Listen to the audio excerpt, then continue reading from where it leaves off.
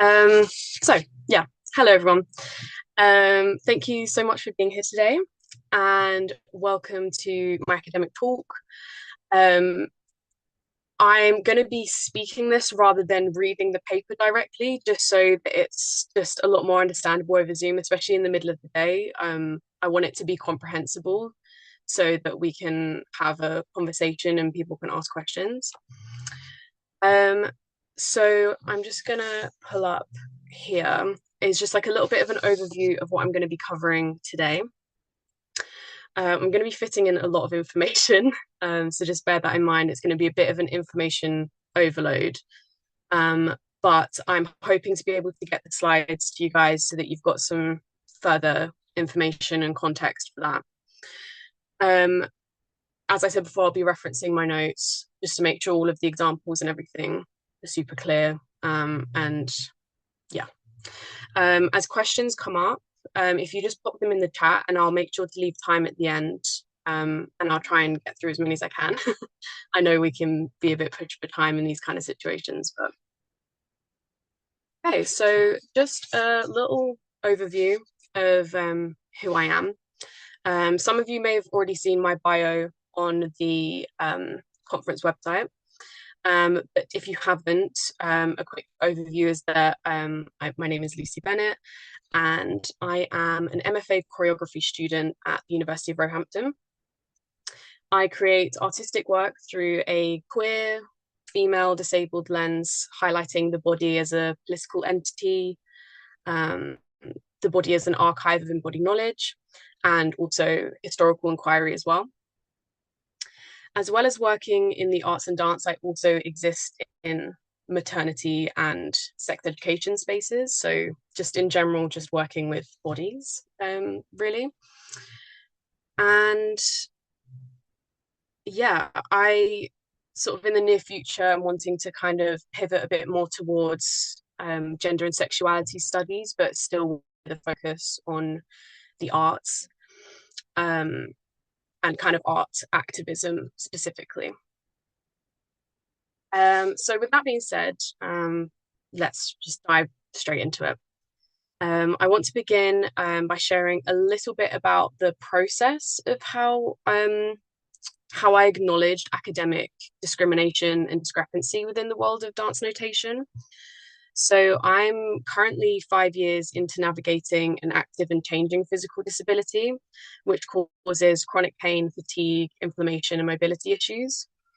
For full transparency, I'm actually currently on 24-hour morphine. So if I also don't make sense at any point, please do let me know. Um, so in terms of navigating the changes in my body within the world of higher education dance, it's been very interesting. And I've received such like a huge spectrum from anything from verbal abuse to like the most incredible, beautiful support and community. So I've had a big range of experience with disability in higher education. During my first year of my master's degree, which I've just finished, my health plummeted and meant that I was in too much pain to physically be able to dance, which led to a conversation with my incredible professors. And we decided to lean into my explorations of documenting live dance through drawing, which I had been doing to keep myself occupied and to stay present and to kind of avoid my frustrations around not being able to dance from running wild a little bit. And the outcome was a 68-page portfolio, which you can see on the screen here, which is titled Notability, Significance, Value, Disabling Dance Culture Using Visual Dance Notation as a Tool to Document Embodied Knowledge. I'm hoping to make this public at some point, and I would recommend that you follow me on Instagram if you're interested in accessing this at some point. It would be in the near future, sort of the next sort of month or so. I'm going to try and make it a public document that people can reference and use themselves. But yeah, I would just like to take a moment to just acknowledge that this talk right now wouldn't have been able to materialize at all if it wasn't for disability arts and the disabled body that I inhabit. One of my research findings when I was looking into dance notation was that near enough all that came up when I was trying to do any kind of comprehensive search of dance notation was Labanotation. It's the most common thing, it's the one people have heard of. Um, I'm speaking specifically in the UK right now, but also I know in a wider context as well. Um, and in order to find other examples from all over the world, globally, I had to add extra information or language or detail. So it was kind of this thing of Laba notation or this kind of westernized version of dance notation being default, which is kind of the way it is with every area of academia, unfortunately. And obviously, it's thanks to platforms like this that we're able to start to have conversations about moving away from that.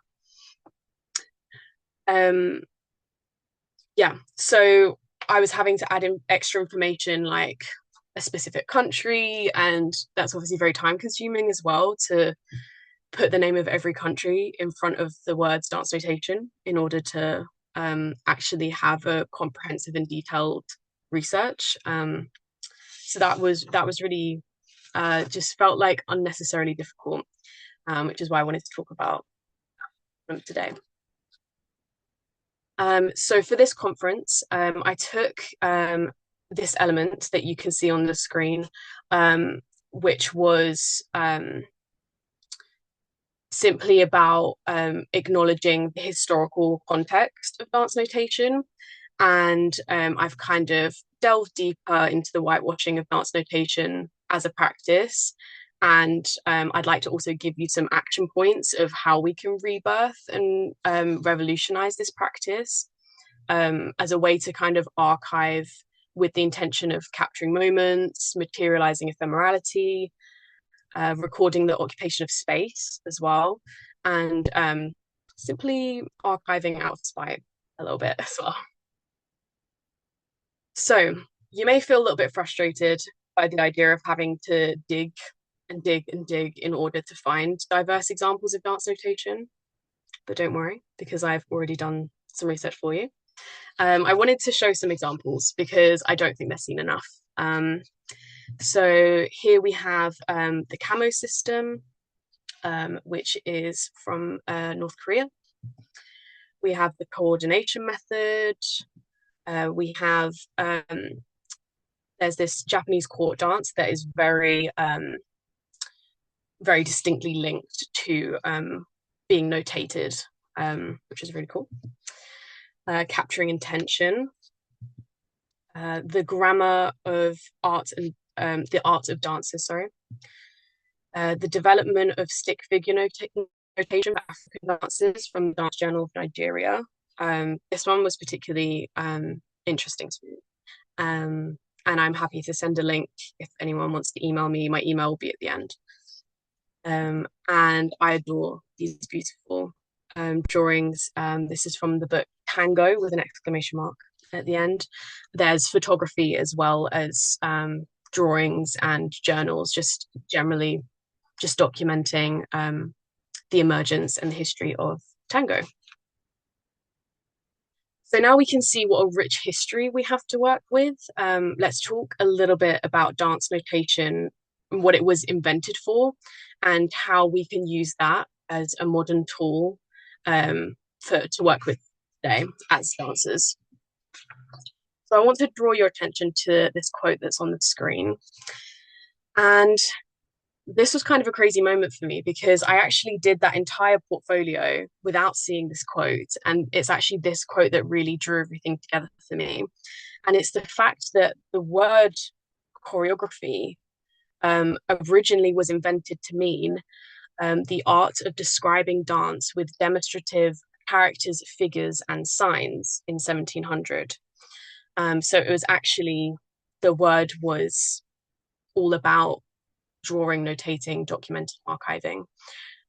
So the fact that, you know, we kind of have this almost distorted view of what choreography is, I think it would be really interesting to actually go back to the roots itself. So Anne Hutchinson Guest was a real pioneer in the research of dance notation, and she states that dance notation was created for the following purposes: for the preservation of choreographic works, comprehension of movement, dissemination of knowledge, comparison with language, and connection with music notation. So, actually having a direct link between dance and music and kind of a language that draws that together. In general, I found that the main reason that dance notation has been praised was for its ability to reproduce ballets, specifically, before there was an ability to film them in a way of archiving.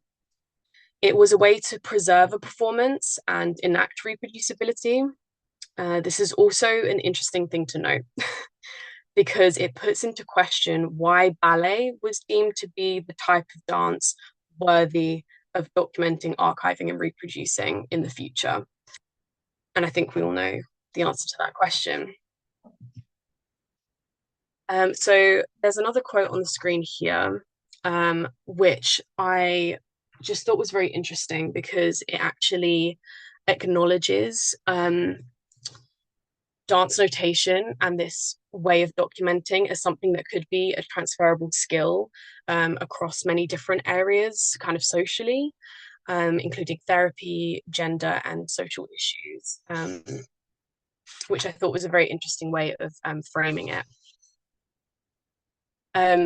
Yeah, because something I was exploring in my own practice in order to discover how these skills might be transferable in the technological age was the idea of drawing as a philosophical embodied practice.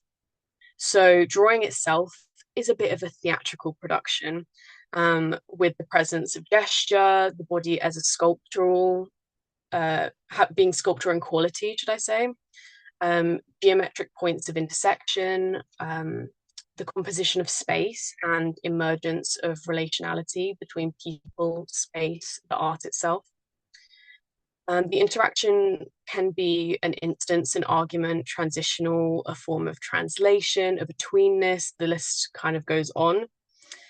And it can provide a retroactive process of re-seeing and the ability to mediate reworking of moments. And this was actually a very interesting quote that came from a talk that I attended, which was called Drawing Lines Towards Philosophy of Drawing. And it says, an outcome that bears a relation to the history of which it forms a part. Someone is claiming that a piece of art is unique. It's an absurdist claim. And it's all just about that kind of ancestry and that history that comes before you, and that everything that we learn, live, and breathe came from something before. I hope you're all bearing with me with this waffle.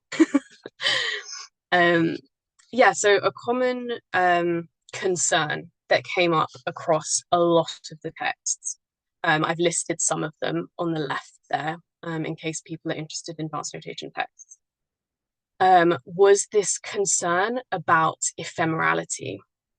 There was this real fear or like questioning or confusion on how to document the ephemerality of dance. This had put into words exactly what I wanted to channel in the development of my own visual dance notation practices. How can we document the essence and the internal experience of dance? Some would argue that dance notation reduces the dance to two dimensions, but I want to use visual dance notation as a means of expansion, a sort of added dimension. It's also argued that today dance notation is arcane and mostly inessential to the art of dance. I want to encourage a new way of both live documentation and reflective imagery to be created to support both dancers and choreographers alike in their process or journey. And I also just wanted to note as well, I think it's interesting to use this word inessential, because we're talking about art and moving our bodies, and that in itself should be essential. So yeah, it brings up a lot of confusion and weirdness for me, I'm going to be honest. Yeah. And I just wanted to also draw your attention to another quote here. This is not the formulation of another language. It is a transformation of representation itself. It is a trajectory between the real and the sign. This trajectory is perturbed by the presence of a living body intervening as such. Representation supposes the absence of the object, the absence of being. Just things to think about, you know? And so I kind of have come to this sort of question myself that I've kind of framed for myself for my own explorations, which is what is the role of the dance notator? They exist both as a participant of the art, the documenter, and the creator of the document. But that document can stand as a piece of art or hold artistic merit itself. We need to create a shift within dance notation from it being something that requires a specific knowledge, expertise, or opportunity to it being the exercising of skills and knowledge that already exists within you. If we choose to document experience, we can record memories, feelings, moments, relationships, touch, energy, and absence. And someone who I think does this beautifully is Tina Mackler. As you can see here, I think she does a wonderful job of showing that ephemerality of dance, the essence, the energy, the feeling, the groundedness, the air that surrounds you. And she also has great examples of showing the occupation of space and kind of traces of the existence of dancers in spaces, which feels palimpsest in nature. And yeah, so I thought that was like these examples were a good point to kind of end because I think really well. I think she kind of has it right in terms of where we should be going with archiving dance through drawing. So I'd just like to say thank you for listening to my talk. I hope it sparked lots of questions and ponderings about your own practice and how you can include drawing and notation into your artistic practice. And also thank you to Dancing with Decolonisation for having me today. I'm going to answer any questions that you might have that are in the chat. Also feel free to like put your hand up and unmute. But before we do that, I just wanted to note on the screen there is my Instagram and you're welcome to message me. And there's also my email if you want to drop me an email about anything. And if you are interested in this work that I'm doing, I'm currently speaking to the venue, so this is a little bit secret, but on the Sunday, the 5th of October, at some point in the afternoon, I'm going to be running a workshop in collaboration with the Performance Artist Drawing Club, which will give opportunity for me to talk you through the methodologies and techniques that I used in order to document live dance. And there will be live dancers there for you to document as well. And you can kind of, yeah, take home some skills that maybe you can use in your own practice. So I'm going to stop sharing my screen so that I can see all your faces. Yeah, if anyone has any questions, feel free to unmute or pop in the chat. Either way is absolutely fine. I can see a question in the chat here. How can we find diverse material of dance notation for ourselves?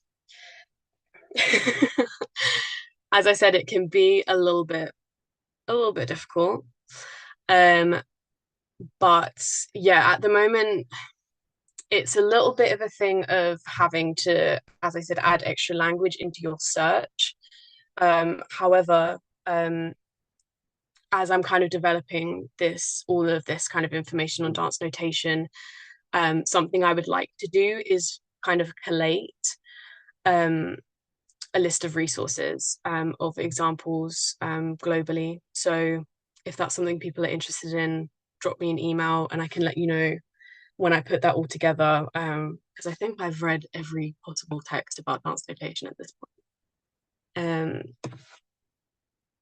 Yeah, so um, if anyone, oh, I've got another question here. Do you think it would be beneficial to introduce inclusive dance notation to the academic curriculum, and how could that potentially be implemented? Yes, absolutely. So I'm in a quite informal way. I have been doing this with Roehampton.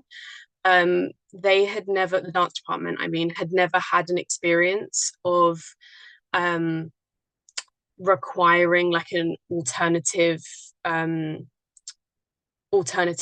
need for assessment. They've always just done the practical dance class, type of assessment.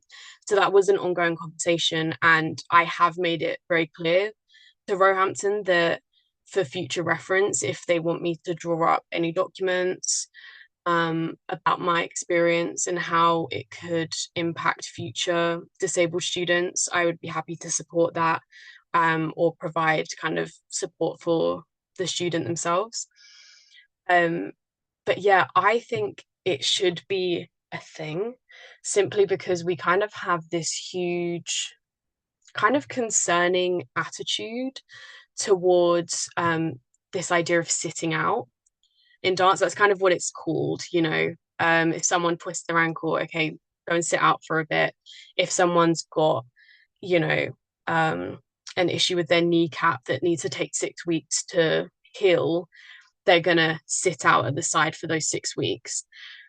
But what's not happening, the kind of disconnect between the teacher and the student, is when we're being asked to sit out, there is no expectation of what that means. And that's, I think, the connection that we need to make. It doesn't necessarily have to be done in the same way that I'm doing it. But I think occasionally a teacher might have said to me, like, sit at the side and take notes. But again, there's no guidance of like, what is that? What notes? For what reason? What am I trying to get out of it? Am I being reflective? Am I criticizing? Um am I trying to build an embodied knowledge? Um, so yeah, that's a very, very good question. And yes, I definitely think that should be included. Rachel, I saw that you had your hand up. Do you want to unmute? Yeah, I did, but you kind of answered it then. I was just wondering about the relationship between notator and dancers, really, and whether what you're kind of suggesting is for a notator or for the dancer themselves or for someone with a relationship, and then the added layer of disability on top of that in a way. And if you've had experience of working with different groups of dancers and how that informs the type of notation or not, it's a bigger question that I'd love to chat to you about at some point. But I was just Yes. trying to think, just trying to get a sense of your practice in a way without you having to explain it all. No, no, no, that's fine. I mean, yeah, so in terms of how I was doing it at uni, I was working with my class. Um, Obviously, within the class, people work in different smaller groups as well, so you get a bit of a mixture in that sense. But there was definitely this ongoing relationship between me and my classmates because at the end of the class, everyone was always really excited to come over and try and spot who was who, because people could actually recognize their own dynamics of dancing in the way that I was capturing their movement, even if I was just like scribbling and using colors. People could actually spot themselves in the color and the way that the lines moved, which was really cool. Um, and it also led to a lot of interesting conversations as well, of people saying like, oh, so why did you draw me like that? What made you go with softer lines rather than sharper lines? And then I could sort of demonstrate, well, actually, you were moving in this very fluid way.